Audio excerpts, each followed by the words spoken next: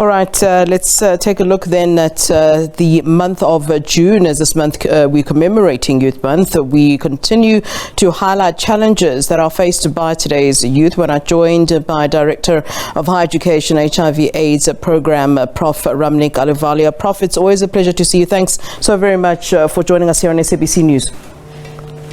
Good afternoon, Flo, and good afternoon to everyone. It's an absolute honor. Thanks so much, sir. Let's talk about some of the challenges that the youth are faced with. And I mean, I think you're one of those that are at the forefront of seeing really what the problems that the youth are having to deal with on a daily basis are. I mean, you look at some of the issues. I mean, we were just talking now. I mean, crime is obviously affecting them very badly, but also drug and alcohol abuse, GBV. It's just a whole melting pot that really, when we were younger, these are some of the issues that we weren't necessarily having to deal with as much as the youth are currently now having to deal with. No, Flo, you're absolutely right. The reality is that we as old people must die before young people. And that's how God has built us. That's how communities are built. That's how generations have moved. And when you see pandemics, you see epidemics in countries like us, South Africa, which are very centered around young people. And I'm talking about wide spectrum of social issues, cultural issues, financial and economic issues, challenges that our country is facing, both in terms of unemployment, poverty. They affect young people extremely and far more than anybody else. And parallelly comes the health, the psychosocial, the mental, the gender-based violence, and many issues which are still very centered. So what we are seeing as a country, Flo, is that pandemics like HIV are still very youth-centered pandemics, which kill our young people far more even still today, or young women in general, compared to even older people, which we can't allow. When we say 1 in 3 women in South Africa gets raped before the age of 21, there's fundamentally a principle wrong in our generation. Which means we are putting a population of very intelligent brain in our country, which will take our economy, a hope of a mother, kill there and then, which relates directly to our systems, which requires an infrastructural change. When we say 65% of our population during COVID became severe to mild to moderate mental health challenges among young people, they are disabling our population to come into factors that we want them to progress, or we want them to take our economy forward.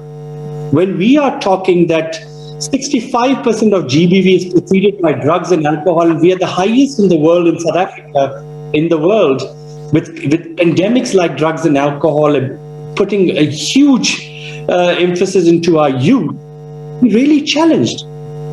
So I think we have a social, a cultural, economic, and overall a health fundamental problems and challenges that are together at the same time affecting our young people. And I think what we need to fight is through more systemic changes, more infrastructural changes, more youth empowerment. I know it's a common word used by everyone. Yeah, and Prof, that's actually where I was going, in terms of where do we even begin when it comes to fixing, and I don't think I'm exaggerating if I use the term a broken society, because it seems to me, I mean, when you're painting this picture as well, it just kind of, emphasizes the point more that it may be that we are really actually living in a broken society. I mean, you raise it so well when you say that the youth are dying before older people, which shouldn't be happening in a society that isn't broken. So where do we actually then start? And when we're wanting to talk about implementing certain policies, that's always problematic to me, because when it comes to policies, there's always some sort of red tape and there's always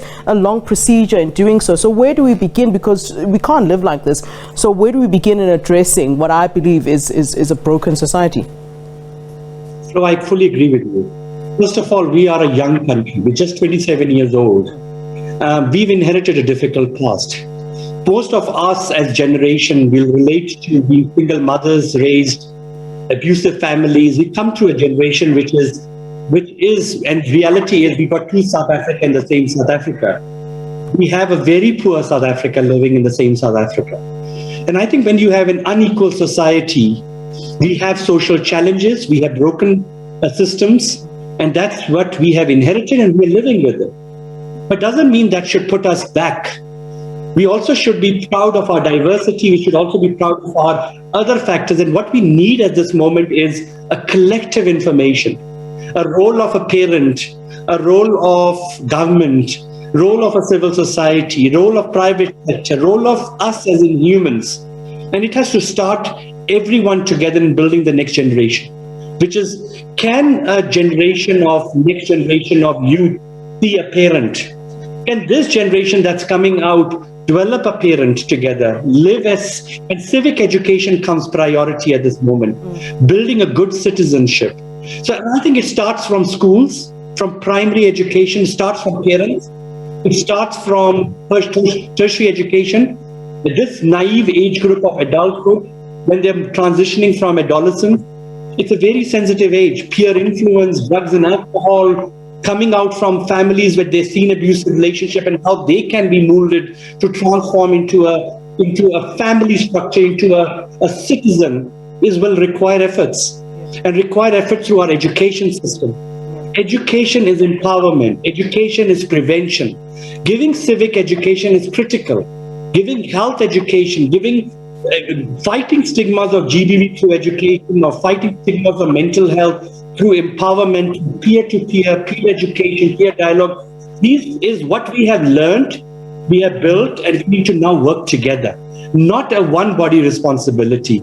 And I think if we take this, we can transform our societies and relationships. And that's what needs in this country.